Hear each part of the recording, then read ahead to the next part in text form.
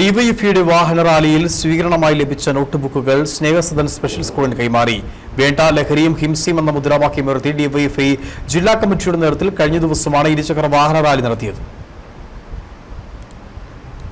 DYFI ജില്ലാ കമ്മിറ്റിയുടെ നേതൃത്വത്തിലാണ് വേണ്ട ലഹരിയും ഹിംസയും ജനകീയ യുദ്ധത്തിൽ അണിചേരുക എന്ന മുദ്രാവാക്യമുയർത്തി ഇരുചക്ര വാഹന റാലി സംഘടിപ്പിച്ചത്. ഡിവൈഎഫ്ഐ ജില്ലാ പ്രസിഡന്റ് എസ് സുധീഷ് ക്യാപ്റ്റനും എം.എസ്. ശരത്ത് മാനേജറുമായുള്ള തൊടുപുഴ മുതൽ നെടുങ്കണ്ടം വരെയുള്ള റാലിക്കാണ് കട്ടപ്പന സ്വീകരണം നൽകിയത്. സ്വീകരണ മേഖലയിൽ പ്രവർത്തകർ നോട്ട്ബുക്കുകൾ നൽകിയാണ് റാലിയെ സ്വീകരിച്ചത്. ഈ നോട്ട്ബുക്കുകളാണ് കട്ടപ്പന വള്ളക്കടവ് സ്നേഹസദൻ സ്പെഷ്യൽ സ്കൂൾ വിദ്യാർത്ഥികൾക്കായി നൽകിയത്. ഡിവൈഎഫ്ഐ നേതാക്കളായ എസ് സുധീഷ്, ഫൈസൽ ജാഫർ, ജോബി എബ്രഹാം, ബിപിൻ ബാബു, മഹിൻ മധു എന്നിവർ നേതൃത്വം നൽകി. നഗരസഭാ കൌൺസിലർ സുധർമ്മ മോഹൻ, കാഞ്ചർ ഗ്രാമജനക ബിന്ദു മധുക്കുട്ടൻ എന്നിവർ സന്നിഹിതരായിരുന്നു. News bureau, Kattappana.